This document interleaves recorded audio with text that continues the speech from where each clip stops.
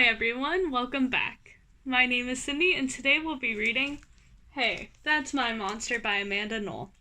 This book is a sequel to How I Met My Monster, which shows the story of Ethan and how he found his monster Gabe. In this story, it talks about his little sister Emma and who her monster is going to be. Let's see.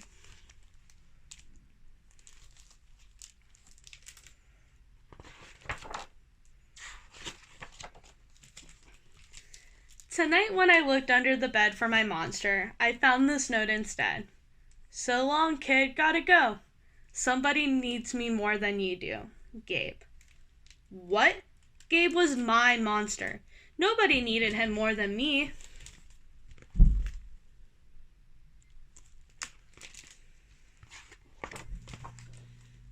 But someone sure did need a monster. My little sister Emma. Now that Emma slept in a toddler bed, she liked to climb out, roam the house, and play noisy games at night. I knew a monster would keep her in bed so she could fall asleep. But not my monster. I had to get Gabe back. I tiptoed across the hall to Emma's room. She wasn't even there.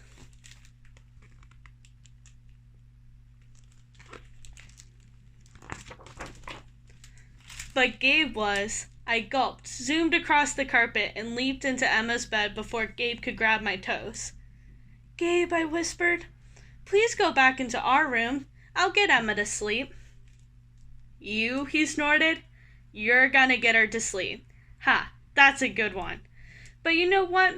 I like you, kid, so I'll give you 3 chances. If she's not asleep, I'll be back. And Gabe was gone.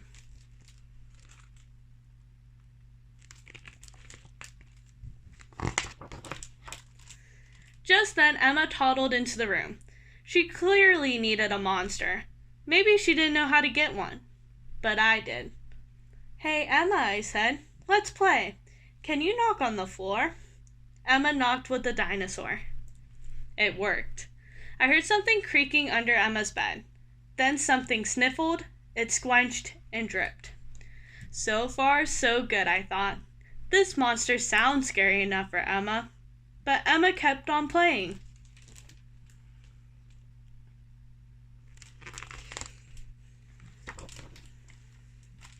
A slime-covered monster slid out. It oozed towards Emma. Icky, she laughed, wiping one of the monster's noses. Icky, white. Emma wasn't scared at all. Excuse me, I said to the mucus monster. I didn't catch your name. My name is Agatha, she said through her stuffed noses. Time for bed, Emma. Emma giggled, wiped some more. I knew this wouldn't work. Thanks, Agatha, nice try. But I think we need a monster with claws. Agatha snuffled, and then she was gone.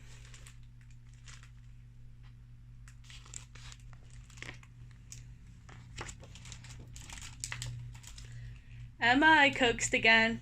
Knock, knock. She knocked on the floor with a teapot this time, and I heard more creaking. Then a slippery tail slithered from under the bed. The second monster rasped. I'm Cynthia. Much better, I thought, when I saw her jagged claws. Cynthia might be the perfect monster for Emma.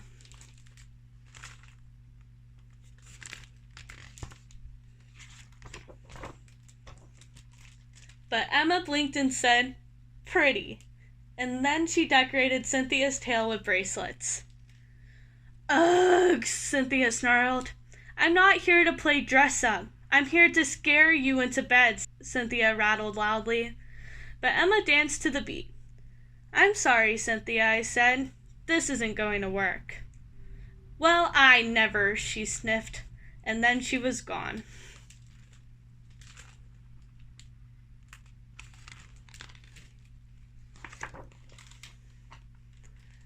Cynthia, come back, Emma demanded, stomping on the floor. Excellent, I thought. Maybe that would summon the perfect monster for Emma. Tentacles swarmed from under the bed, and an icy cold voice called, Whoo. I shrank back in horror, but Emma was enchanted. Who's out of bed? The monster continued. Come to Vladimir. Emma high-fived one of the tentacles, and then the third monster emerged.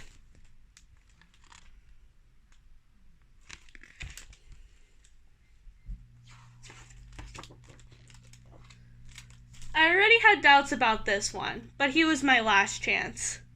Vladimir, I asked, can you get Emma to sleep? Yes, he hissed, reaching for Emma. I can get her. Emma giggled and hopped over the tentacles like jump ropes. Oh no, I blurted. She's not supposed to be having fun. This will never work. Vlad's tentacles dropped. He slunk under the bed and he was gone. Sorry, Vlad, I called. Boy, was I sorry. I was about to lose Gabe. Forever.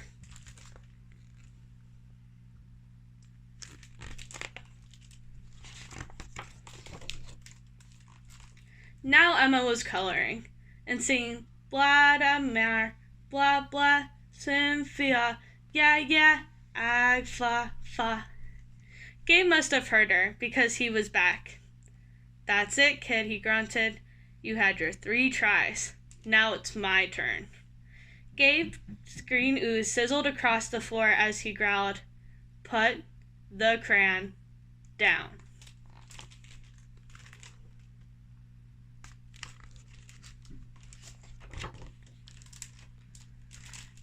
Emma peered at my hulking, sharp-clawed monster and said, Fuzzy. Hey, Gabe, I cheered. Emma isn't afraid of you. What? Gabe burst out from under the bed and loomed over Emma. Steam spurted from his ears. Get into bed, Gabe thundered.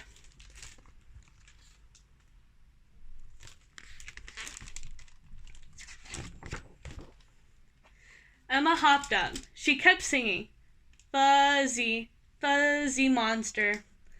Gabe, I said, Emma's not scared enough to fall asleep. Please let's go back to our room. No can do, kid, Gabe growled. I may not be the perfect monster for Emma, but I'm the best so far. At least she's in bed now. I gotta stay here. You're on your own. I knew Emma needed Gabe, but he was my monster. How was I ever going to sleep without him? Just then we heard a tiny noise. Hick, hick, hick. Emma froze. Gabe and I peered under the bed.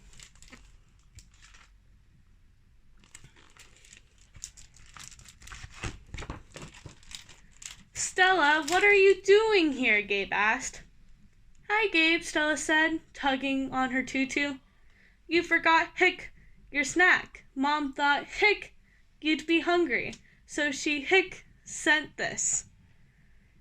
Who knew? Gabe had a little sister, too. I thought Stella's hiccups were cute, but Emma obviously didn't. Stella sure noticed. She tiptoed closer, hiccuping every step of the way. Hick, hick, hick. From under her covers, Emma squeaked, Shoo!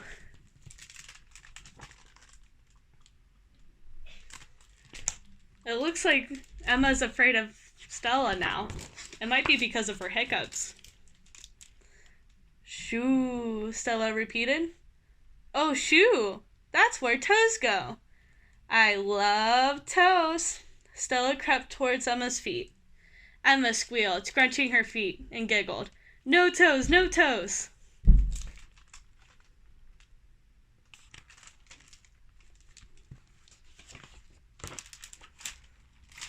Gabe laughed. Stella, it looks like you're the perfect monster for Emma. Now, if you don't mind, can you get her to sleep while I get back to what I do best? Stella nodded. Hick! I sighed with relief and switched off Emma's lamp. Then I ran to my room, leaped into bed, and scrunched in my feet so Gabe couldn't get them. I shivered happily.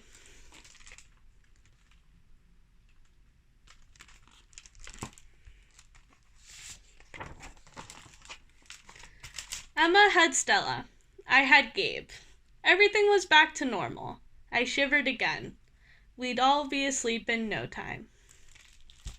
The end. It's reflection time. So during this time, I'm going to ask you 3 questions based on the book. The first question is, what emotions did Ethan feel when he realized Gabe was not under the bed? The second question is, how do you think Agatha, Cynthia, and Vladimir felt when Emma was not afraid of them? The last question is, how would you react if monsters came out from under your bed?